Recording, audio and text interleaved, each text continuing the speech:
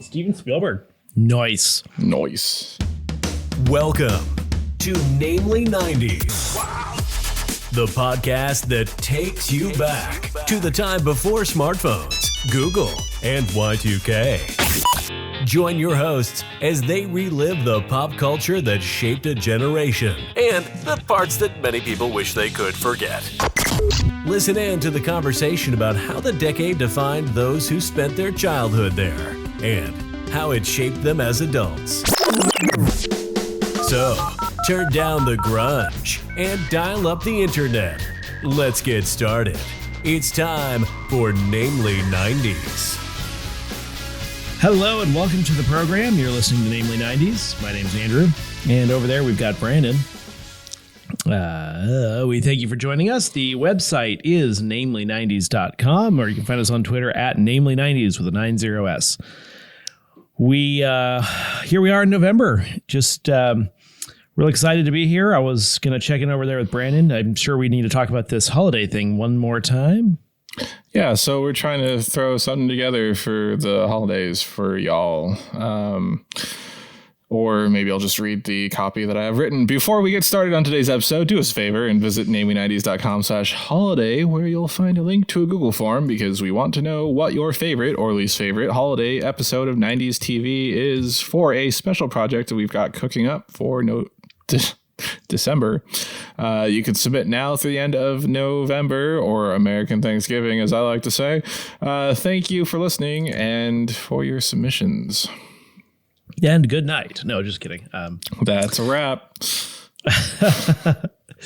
Oh gosh. I don't know why we just didn't record that and insert it like an actual ad in the. That wouldn't have been as real, man. You gotta get that real.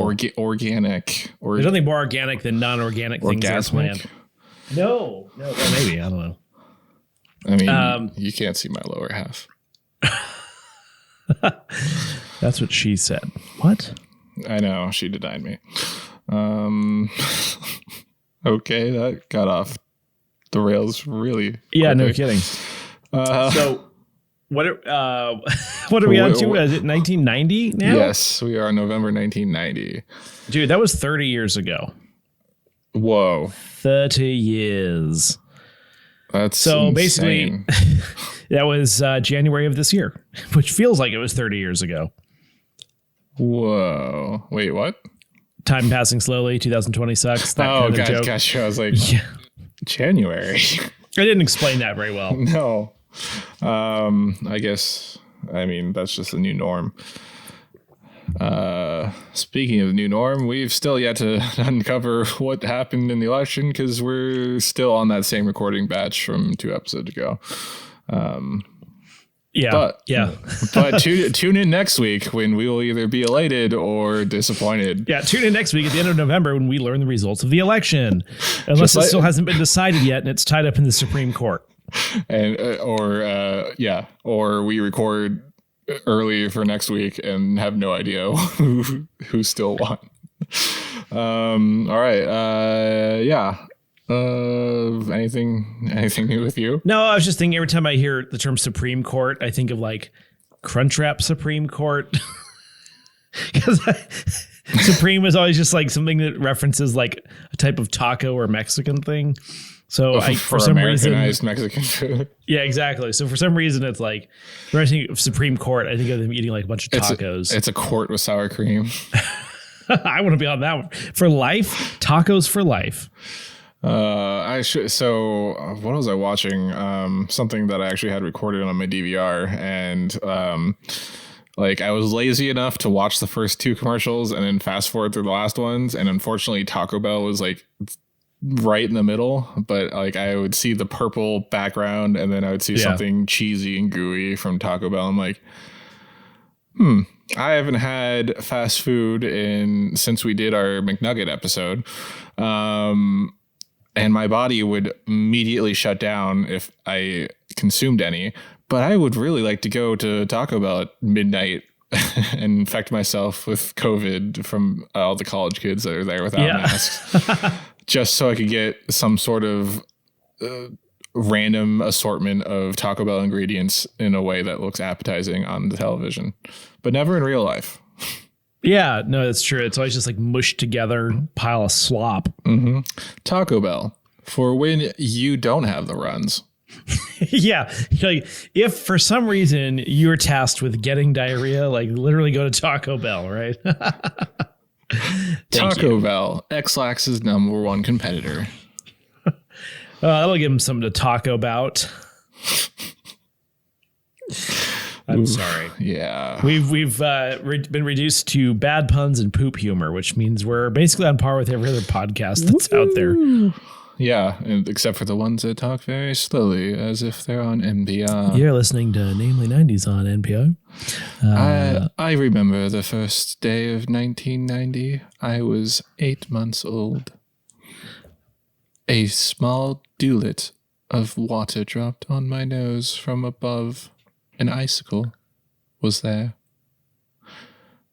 I don't know where I'm going with this one. Why are people listen to this stuff too? That's the sad thing. I mean, everyone has their different forms of entertainment, and I guess some people find education through these podcasts. Not this one. Nope. But let's get a little factual and head back to November of 1990. Great of us to plan in an election year all the months that don't land in an election. Hey, you know what? We're smart around here. Yeah. That's how we roll. Woo. People had enough election crap. I think it's time to take a little break from that anyway. Right. So I'm going to read this first one and ask you if I got this from 1990 or 2000. On November 1st, President George Bush likened Saddam Hussein to Adolf Hitler. I'm confused. I don't know what year it was. Right. That was President George Herbert Walker Bush in HW. November 1990, which is weird because having his son be George W. Bush and like that's how we address him. Well, because the first one was just George Bush. Right. Yeah. But now we do refer to him as George Herbert Walker Bush. George Herbert Walker Bush. Which it's just weird. It's like, why would you need that specificity? Like we don't say when John Adams, we don't say John Adams. Was there a junior? I don't know. There was another John Adams, right? His son was president. George Herbert Walker, Texas Ranger. That would be a good before and after on Jeopardy or something. It possibly was at one point. Yeah. All right. On November 8th, R&B artist SZA is born. She had a hit with the, I want to say, Black Panther movie. Sure. I have a song or two of hers on my phone. On November 10th, I like this one. Chris Farley, Tim Meadows, Chris Rock, Adam Sandler, Rob Schneider, and Julia Sweeney joined the cast of SNL. Wow. Yeah, that's a good class.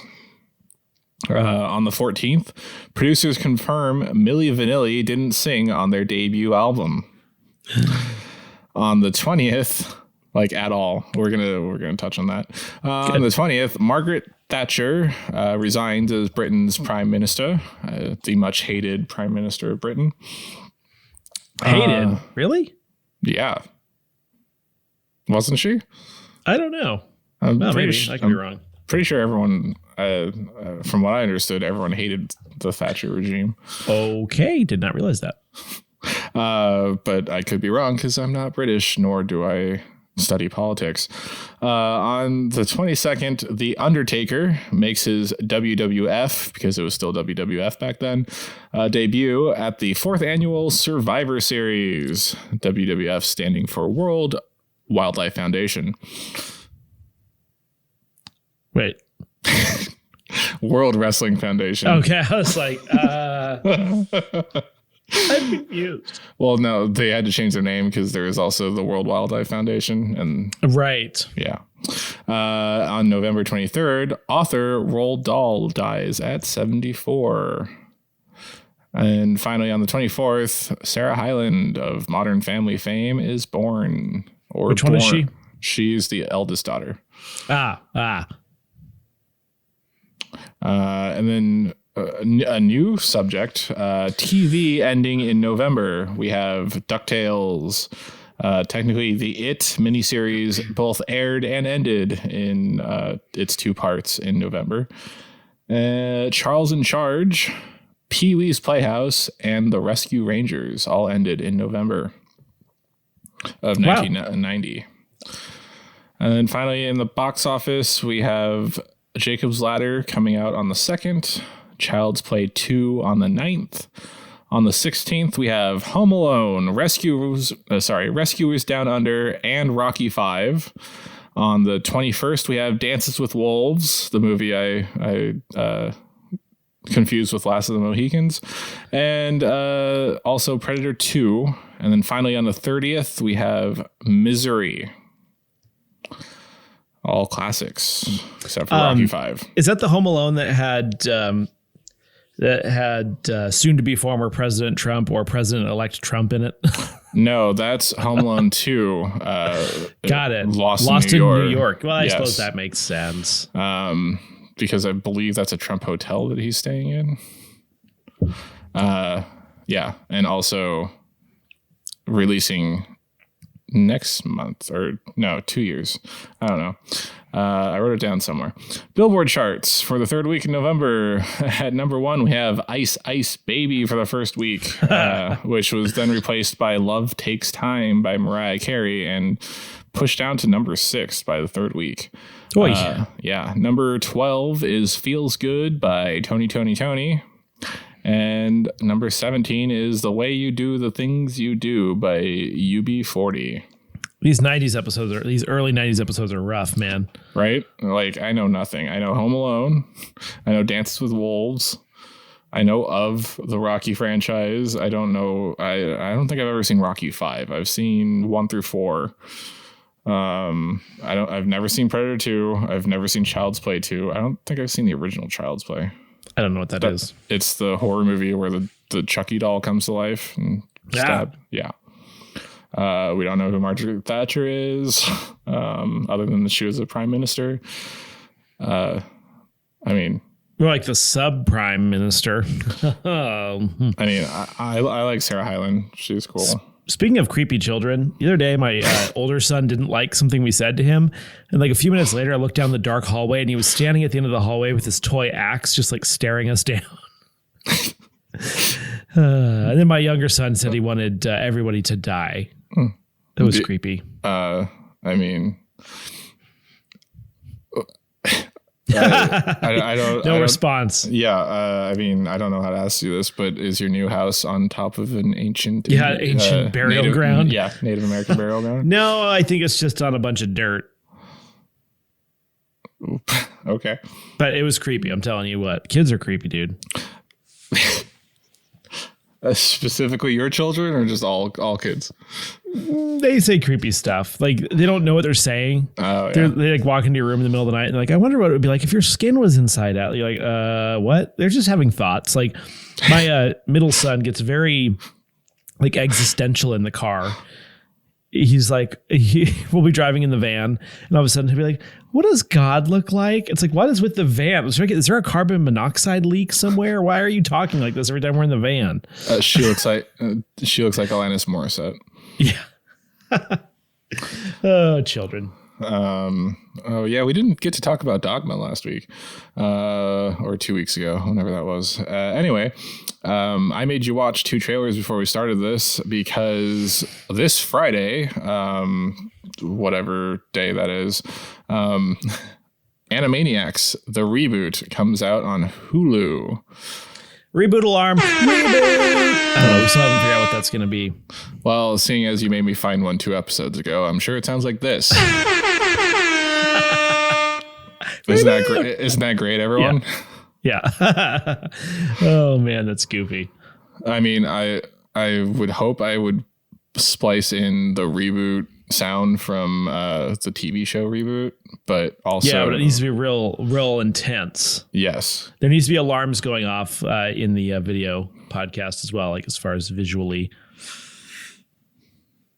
You can't see this, but I'm glaring at you at my through my camera. Visually. Yeah. Not that it makes any more work for you. Yeah. You're also the special effects department. I am. That's me.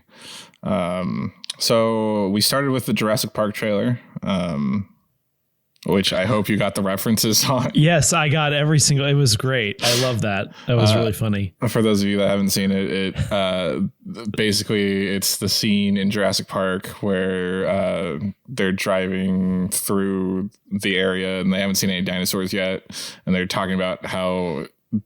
Well, in this trailer, they're talking about how the Animaniacs are extinct and they haven't been seen for 20 years. And then I don't remember his name. Alan Grant. Dr. Alan Grant takes whatever her name is, turns her head, and you see an outline of a Brontosaurus. So those are large dinosaurs, certainly. Yeah. The ones Brachiosaurus. It was one of those. Sure. The ones that they see in the movie, but then it turns into Wacko, Yakko, and Dot as they come over the horizon, who are the Warner brothers and the Warner sister. But I made him watch this because he is, as you all remember, a Jurassic Park fiend. Do like it? Yep. Yeah. And then the second trailer was more in depth of what they're doing in the show. Animaniacs, they've returned, as well as Pinky and the Brain, and looks like some fun. What was your takeaway from the trailers? I did like the reference to like being sellouts or whatever, and like what reason that they do reboots, and they just get like a giant check.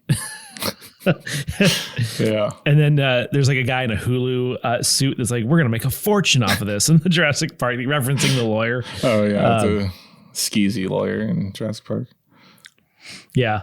So no, I think it's funny, and then obviously the tie-in with the fact that it's Steven Spielberg that's producing it, I guess. Oh yeah, forgot about that. I mean, that was kind of fun. No, it looks pretty good. I mean, I remember the show. I don't remember watching it as usual much, but I mean, it looked super fun. It looked like fun for the whole family. I feel like it was one of the before school cartoons because I remember I used to watch Hysteria before school, which was like a historical cartoon, but kind of in a similar animation style as Animaniacs. Yeah.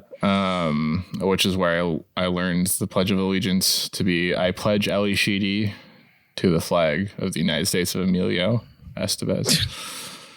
And I somehow I didn't realize those were all Breakfast Club actors. Well, you probably wouldn't have at that age, I suppose. I wouldn't have. I didn't even know what the Breakfast Club was at age 7. But yeah, the trailers for the Animaniacs, the moment I hear Brain's voice from Pinky and the Brain, yeah, that took me back. What we do every night, Pinky, try to take over the world. I can't do his voice, but yeah, that moment, I was just like, oh dang. And then I didn't know they were in the same universe. I thought they were separate. Yeah, I don't know if they're. I don't know if they are in the same physical universe, but they're in the same TV show. Gotcha. It's like the way it used to be is like, I think 3 stories, like the Treehouse of Horror style anthology. Yeah. They would pepper in stories. They would segment the stories throughout the episode. See, I never knew that. Yeah. I forgot that anyway. I mean, I haven't watched it in years, so I don't remember either. But I think I might tune in because I have Hulu, so I might as well watch it. Yeah, so do we. We never watch anything on there except CSI, so it's like we're gonna pay the money. Let's check out a new show. I've been going through Buffy and Angel right now. Also, it's the only streaming service that has ER on it too. Yeah, and well, it was the only with Community, but Netflix has it now. But not the full pilot. So if you're going to watch Community from the beginning, you got to watch the first episode on Hulu. Really? Yep. I mean, if you want the full experience. Actually, if you want the full experience, you now have to purchase a DVD or Blu-ray because both streaming services deleted one of the best episodes was the Dungeons and Dragons episode in season 2 because was Community. Oh, sorry. Go ahead. because your favorite actor Ken Jeong, his character is playing a dark elf, so he comes in character, and which means his skin is painted black. Oh no! Yeah, but as a self, like, again, I'm not black, so I don't understand the more subtle sides of satire towards blackface, but all of these services have just like deleted anything regarding like even self-aware making fun of the people for doing blackface. Is that being put on? Sorry, it's probably going to Peacock soon, I'd imagine. I don't know, because it's Sony. Sony owns half of it. Oh, okay. Yeah. But some of it's on some of it's Universal. Yeah. Because it was on NBC, so I didn't know. Right. Wish you could find. While we're talking about Peacock, the paid service, I guess Hulu does this too, but like one of the paid memberships, you still get ads, and this upsets Weird. me. Yeah, and if you're gonna pay for stuff, like right, like, but and they also have they have the free service where like you get a limited part of their library to watch with ads too. So that's the thing that doesn't make sense to me. So you get ads no matter what, but you just get more content, which seems really annoying, and I hope that's not the way forward. Right. Also, Netflix is going up this month, I believe, by $1 for regular and $2 for premium. And then is premium the one that has like the 4K, or is that premium's the one with 4K? Separate? Yes. Oh, nice. I don't think we have 4K. So. I don't need 4K, so I don't do it. But that's also upsetting because it's now up to like $14 a month, and I don't think I watch Netflix enough because like it used to just be like, oh yeah, I'm subscribed to Netflix. It's $8, $6. And I don't know if while they're hemorrhaging content that I want to watch, they're not releasing, like there's only sporadically releasing their own content that I'm technically probably funding by subscribing. Right. But I think it's getting to a point where it's so sporadic in release that I don't really feel the need to be subscribed every month. I spend more time scrolling through trying to find something to watch than actually watching anything on there. Exactly. Yeah. Like I watched the Chef Show, maybe. I guess I've been watching Community on it, but I could do that on Hulu if I really. The kids watch Dino Trucks on there. I did watch the Jurassic Park TV kids show because I was they like that one day. Yeah, it's scary. They straight up kill that kid at the end. Cretaceous. Yeah. Oh, jeez. Thanks. Well, I don't want to spoil it, but I mean, yeah, the last three. I think the last three episodes line up with Jurassic World. The first Jurassic World. So it's happening concurrently. And people, but yeah, I mean, we pay for Netflix. People get eaten on that kids show. I'm just like, dang, that's frightening. Yeah, we have Netflix, we have Hulu, we have Peacock, I think which is free for us right now. We have Disney Plus. Like it's just kind of there's too many. Man. Yeah. Amazon Prime, but I already have Prime. I had a free month of CBS All Access, and I was totally going to stop my subscription when it renewed automatically, and I was just like, I forgot to. Because always, so they get you. My phone didn't go off. Well, because Star Trek Discovery's, they have new episodes right now, and the first two episodes were interesting enough that I was like, I guess I will pay the money to watch this. Maybe. Someone needs to build an app around that whole idea of like you signing up for trials that later bill you. Like it crawls your email and reminds you to cancel it before it actually happens. I mean, nice. It just takes a little self-responsibility, and I did that. I was like, hey Siri. No, I know, but just imagine if you developed an app, that might be kind of cool. That's true. But it was like I set the calendar date. It didn't make enough noise for me to cancel. Yeah. Speaking of being canceled, do you know about Milli Vanilli? No, I thought it was a woman, first of all. I also thought that. But apparently it's a duo of two men from Munich. German, French. They're German. They are a German-French R&B duo. But they actually had no talent whatsoever? No, they did have talent, but they were also young kids and excited to get signed with a label. So their 1988 album called All or Nothing in Europe and then released in the US in 1989 as Girl, You Know It's True was an album that was basically just produced by their producer. They didn't actually sing on anything, or they came in, they tried out, they sang, and then they're like, okay, we're just gonna fix it in post. And then when they fixed it in post, they just didn't use them. So did they perform live at all? They did perform live, but they were lip syncing the entire time. Okay. You remember Ashley Simpson on SNL. But this album blew up. They sold millions of copies, and then 5 out of the 10 songs on the album, on the US version of the album, hit the top 5 spot on the Billboard charts. Wow. It won a 1990 Grammy for Best New Artist, or they won.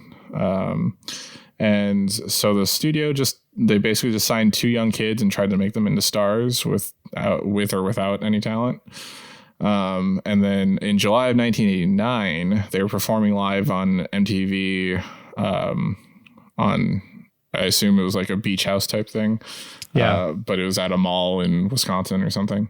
When the hard drive their music was on, skipped, and it kept repeating the line, "Girl, you know it." And then one of them ran off stage, Ashley Simpson style, until Downtown Julie Brown told him to get back out there.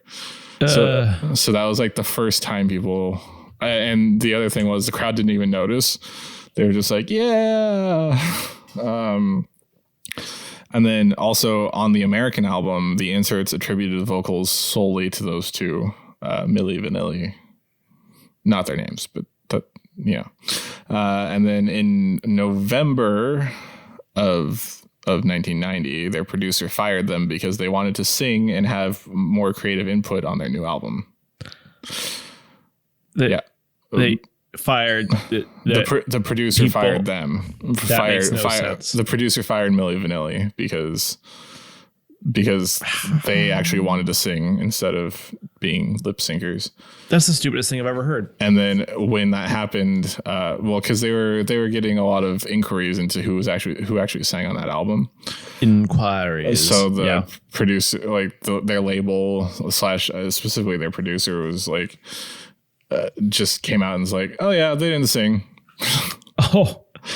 And then got rid of them. And so, yeah. And again, millions of albums sold, Grammy awarded. And here's the backlash. The court settlement on a refund lawsuit finally comes through in August of 1991. Those who attend their concerts and purchased albums would get a proper full refund, which was claimable through March 1992. Yeah. I don't know if I agree with that. The refund thing. Well, so originally they tried to settle for credit towards another album from this record label. They weren't actually singing, but people still received a product that they enjoyed.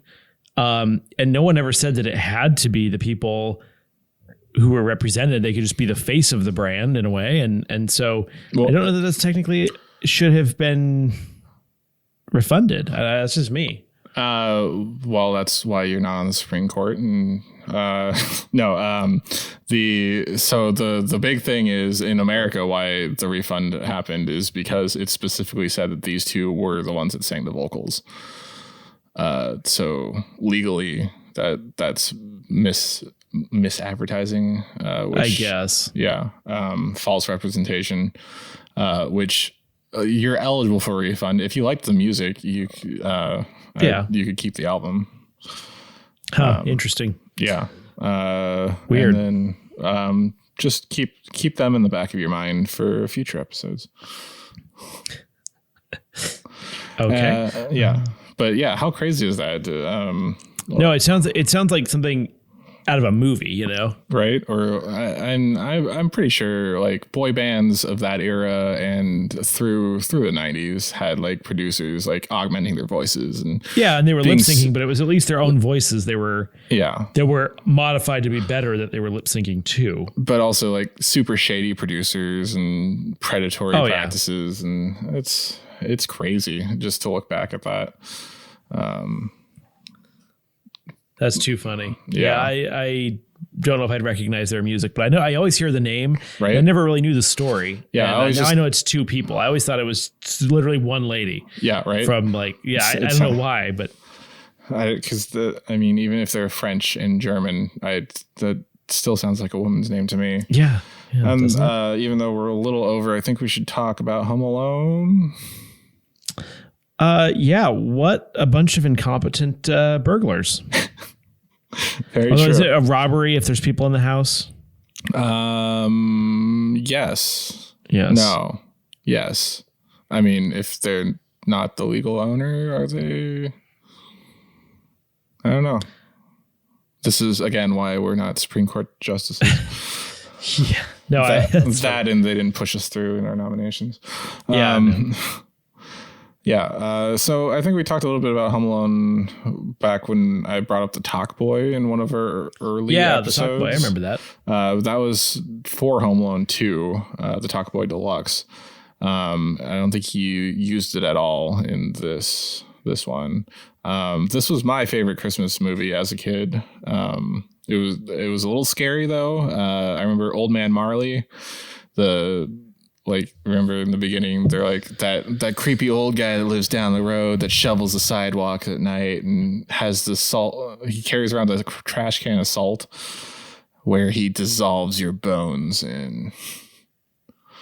Yikes. Yeah. Like the older brother Buzz was like such a douche. But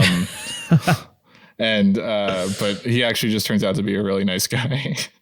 I think we as kids always assign these personas to these people. Mm-hmm. Like, we assume we're doing something shady or sketchy, or just it turns out it's actually your 7th grade science teacher who's the creep. Yeah, whereas your next door neighbor that didn't have any kids that got angry when we would go on their lawn, maybe they just didn't like kids messing up their lawn. Yeah, true. Maybe they are secretly related to Clint Eastwood. Oh God! But I was half Asian. I could have been shot in the face. Yeah. In a movie. And then the bandits were I thought they were a little menacing in the first one. The second one, not so much. They're just kind of like bumbling idiots. Yeah. They just robbed the place already. That's true. But they were like staking it out and being smart about it. I was as an only child, I was afraid of being left alone, being forgotten by my parents. What a great thing for a movie to do, like frighten a whole generation of children that their parents were just going to leave them. Right. I think the time my mom left me at the top of the escalator. And you couldn't go on escalators for years. No, seriously, I was afraid of them. I was so weird with them. I know, I'm not kidding. I know the truth to that story. Some nice lady stayed with me until my mom could come back up the other side. I think it was at the Mervyn's. Remember Mervyn's? I loved Mervyn's as a kid because it was, I guess it was cheap clothing in the kids section. I never knew. I wore the Side Out brand stuff. Yeah. It was all Hawaii and surfery. Did I ever tell you about the time when I got separated from my mom in Target and there's this lady in the women's or girls' clothes section that I was like, I thought that was her from behind. So I grabbed her hand and I'm like, Mom, what are you doing over here? And she's like, oh, I'm sorry, honey. I'm not your mother. And I'm just like, oh my God. I actually didn't know about that. That's funny. Yeah. I was just frozen for a second. I'm like, I'm sorry. Yeah. That was fun. That's also too funny. This movie was the one that I always wanted to have a treehouse in my backyard, and B, I wanted to have a zip line from my bedroom to that treehouse. Because at the end, awesome, right? Those apple trees in the back, probably not sturdy enough for a treehouse, but That's what I always imagined. Oh, actually, that's always the dream. Yeah, actually, I always imagined I would have a zip line from my bedroom to the elementary school because it was straight line of sight to the playground up there. Would have made your commute a lot easier. Commute, right? Yeah. So instead of walking 5 to 10 minutes. Yeah. Well, now you can't walk to school anymore because everyone's a rapist. Oh yeah, right. I mean, could you imagine had rapists been so prevalent? My parents didn't even want us walking on that small trail from our cul-de-sac. I get serious anxiety thinking about my kids walking to school. It's sad, but it's because just the world's a different place. I know, and we were like the last latchkey generation. Yeah, it's weird now. I'll tell you what. But I mean, now you could just microchip your kids, and it's all better. Yeah.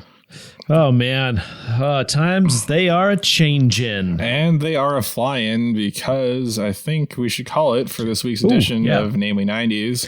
Good time. Remember, you can find new episodes out every Monday, and please don't forget to visit our website, namely90s.com, and go to the /holiday part to just type it in the URL. Trust me, it's easier to get to that Google form and submit your favorite or least favorite holiday episode of 90s TV now through American Thanksgiving. Which I believe ends next week. Yes. Yeah, next week. So find us on Twitter at Namely90s with a 90s, or find our personal accounts at bschwitty and at Namely Andrew, and tell us what you want us to talk about on future episodes, or if we missed anything important or screwed up information about Margaret Thatcher on today's episode. Please subscribe to us on Apple Podcasts, Stitcher, Google Play, Spotify, YouTube, Alpha 5, Deezer, TuneIn, iHeartRadio, and wherever you get your podcasts at. And please, if you can, leave us a loving, glowing 5-star review on Apple Podcasts or wherever you review podcasts at. We would appreciate the boost in signal. I'm Brandon, that's Andrew, and we will catch you next time. Goodbye.